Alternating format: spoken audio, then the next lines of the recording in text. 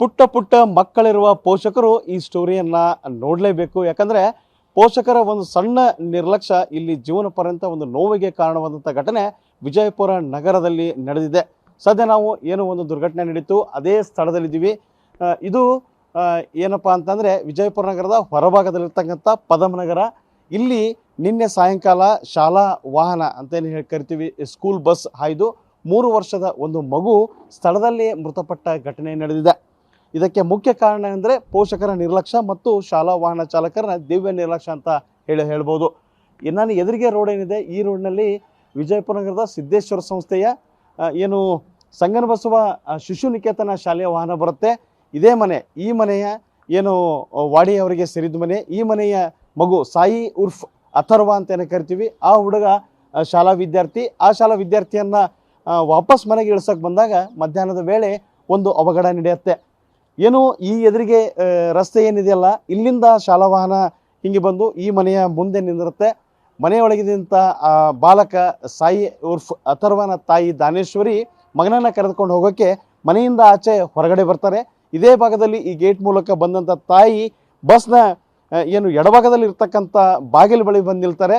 ಆ ಮಗುವನ್ನು ಇಳಿಸ್ಕೊಳ್ತಾರೆ. ಆ ವೇಳೆ ತಾಯಿಯಿಂದನೇ 3 ವರ್ಷದ ಶಿರ್ಷ ಅನ್ನೋ ಒಂದು ಬಾಲಕಿ ಅಣ್ಣನನ್ನು ನೋಡಲು ಆ ಗೇಟ್ ಮುಖಾಂತರ ಹೊರಗೆ ಬಂದ್ಬಿಡುತ್ತೆ. ಬಂದು ಇದೇ ಭಾಗದಲ್ಲಿ ನಿಂತಹ ಬಸ್ನ ಮುಂಭಾಗದಲ್ಲಿ ನಿಂತಾಗ ಬಸ್ ಮುಂದೆ ಚಲನೆಯಾಗಿ ಮುಂದಿನ ಚಕ್ರಕ್ಕೆ ಬಾಲಕಿ ಸಿಲುಕೊಂಡು ಸ್ಥಳದಲ್ಲಿ ಒಂದು ಜೀವವನ್ನು ಬಿಡ್ತಾಳೆ.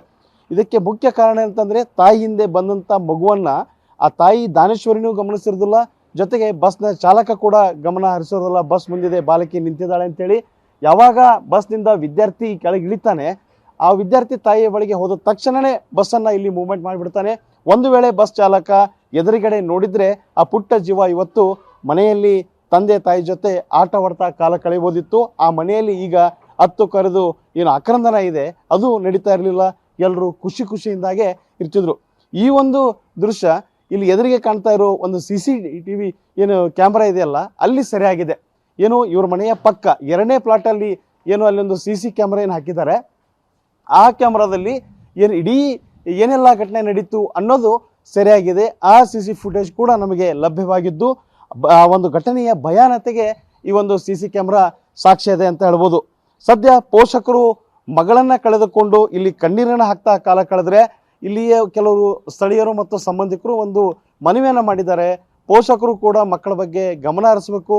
ಒಂದು ಸಣ್ಣ ನಿರ್ಲಕ್ಷ್ಯ ಕೂಡ ನೋವಿಗೆ ಕಾರಣ ಆಗುತ್ತೆ ಅಂತ ಹೇಳ್ತಿದ್ದಾರೆ. ಜೊತೆಗೆ ಏನು ಶಾಲಾ ವಾಹನಗಳ ಚಾಲಕರು ಮತ್ತು ಶಿಕ್ಷಣ ಸಂಸ್ಥೆಯ ಮುಖ್ಯಸ್ಥರು, ಮಾಲೀಕರು, ಆಡಳಿತ ಮಂಡಳಿಯವರು ಸಹ ಗಮನ ಹರಿಸಬೇಕು. ಚಾಲಕರೇ ಸೂಕ್ತ ಒಂದು ತರಬೇತಿಯನ್ನು ನೀಡಬೇಕು, ಪೋಷಕರು ಸೂಕ್ತ ಮುಂಜಾಗ್ರತೆಯನ್ನು ತೆಗೆದುಕೊಳ್ಬೇಕು ಅನ್ನೋ ಮಾತನ್ನು ಹೇಳಿದ್ದಾರೆ. ಜೊತೆಗೆ ಶಾಲಾ ವಾಹನದಲ್ಲಿ ಏನು ಮುಂದಿನ ಭಾಗದಲ್ಲಿ ಏನು ಕ್ಯಾಮ್ರಾ ಇದ್ದಾವೆ ಆ ರೀತಿ ಕ್ಯಾಮ್ರಾವನ್ನು ಅಳವಡಿಸಬೇಕು. ಜೊತೆಗೆ 10 ಮೀಟರ್ ದೂರ ವ್ಯಾಪ್ತಿಯಲ್ಲಿ ಇರ್ತಕ್ಕಂಥ ಸೆನ್ಸರನ್ನು ಅಳವಡಿಸಬೇಕು. ಹಾಗೊಂದು ವೇಳೆ ಅಳವಡಿಸಿದ್ರೆ ಇಂಥ ಒಂದು ಅವಘಡಗಳನ್ನು ತಪ್ಪಿಸ್ಬೋದು ಅನ್ನೋ ಒಂದು ಮಾತು ಇಲ್ಲಿ ಕೇಳಿ ಬರ್ತಾ ಇದೆ. ಜೊತೆಗೆ ಪೋಷಕರು ಸಹ ಪುಟ್ಟ ಮಕ್ಕಳಿದ್ದರೆ ಅವ್ರನ್ನ ಗೇಟ್ ಹೊರಗೆ ಬಿಡೋಕ್ಕಿಂತ ಮುಂಚೆ ಒಂದಿಷ್ಟು ಕ್ರಮಗಳನ್ನು ತೆಗೆದುಕೊಳ್ಬೇಕು. ಮನೆಯಾಚೆ ಬರುವಾಗ ಗೇಟನ್ನು ಬಂದ್ ಮಾಡಿ ಹೊರಗೆ ಬರಬೇಕು ಅನ್ನೋ ಮಾತು ಕೂಡ ಇಲ್ಲಿ ಕೇಳಿ ಬರ್ತಾ ಇದ್ದಾವೆ. ಒಟ್ಟಾರೆಯಾಗಿ ಒಂದು ಸಣ್ಣ ನಿರ್ಲಕ್ಷ್ಯ ಒಂದು ಇಡೀ ಕುಟುಂಬದ ಒಂದು ಖುಷಿಯನ್ನೇ ಕಳೆದುಕೊಂಡು ಕಣ್ಣೀರಿನಲ್ಲಿ ದೂಡಿದೆ ಅಂತ ಹೇಳ್ಬೋದು. ಕ್ಯಾಮ್ರಾಮನ್ ಹನುಮಂತ್ ಜೊತೆ ಅಶೋಕ್ ಅಡಲಿ, TV9 ವಿಜಯಪುರ. ನನ್ನ ಮೊಮ್ಮಗ ದಿನಾಲು ಸಂಗನ ಬಸ್ಸು ಸುಶಿ ನಿಕೇತನ ಸಾಲಿಸ್ಗೆ ಹೋಗ್ತಾನೆ. ಮುಂಜಾನೆ 7:20 ಹೋಗ್ತಾನೆ, ಮಧ್ಯಾಹ್ನ 2 ಗಂಟೆಗೆ ಬರ್ತಿರ್ತಾನೆ. ನಾ ಬರೋದ್ರಾಗೆ 2 ಗಂಟೆಗೆ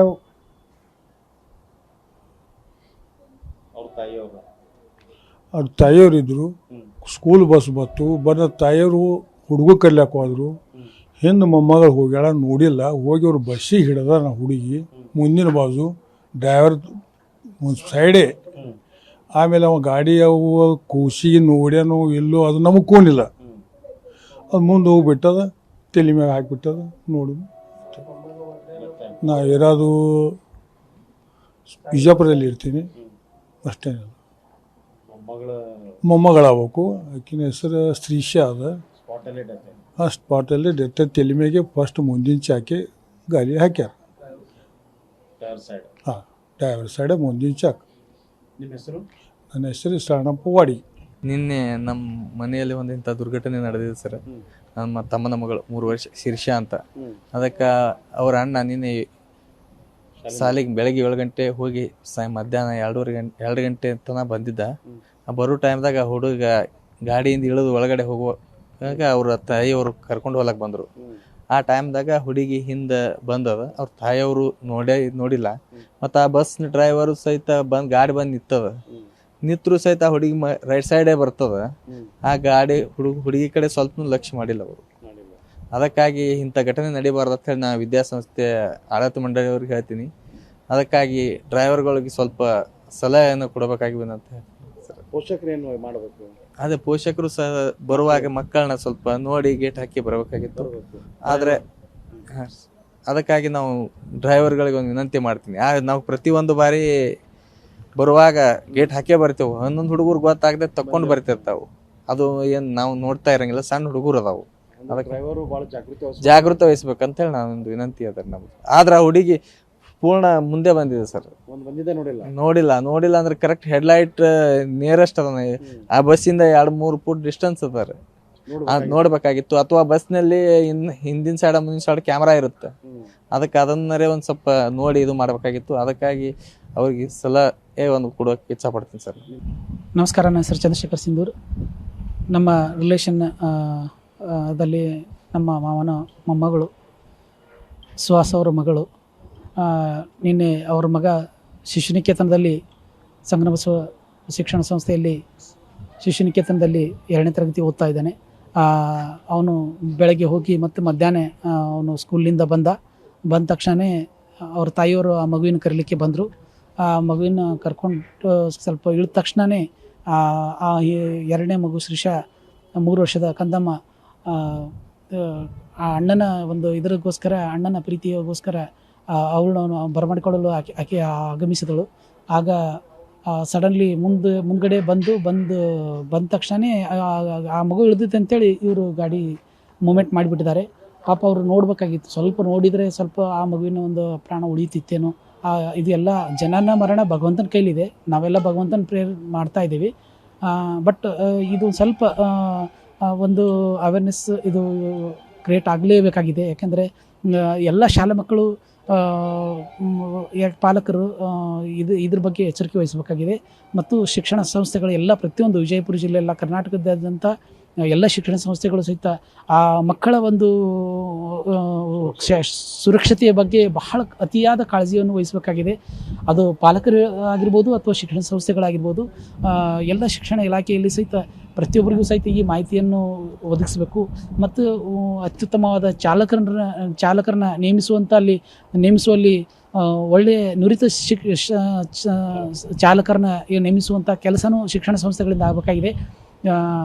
ಬಟ್ ನಮ್ಮ ಸಂಗಮ ಬಸವ ಶಿಕ್ಷಣ ಸಂಸ್ಥೆ ಒಳ್ಳೆಯ ಒಂದು ಶಿಕ್ಷಣ ಸಂಸ್ಥೆ ಮತ್ತು ಅತಿ ನುರಿತ ವಾಹನ ಚಾಲಕರನ್ನ ಅವರು ಆಲ್ರೆಡಿ ಅವರು ಅಂಥ ಚಾಲನೆ ಮಾಡುವಂಥ ಚಾಲಕರನ್ನ ತಗೋತಾರೆ. ಆದರೆ ಇದು ಒಂದು ಈ ಘಟನೆ ಆಗಿದೆ.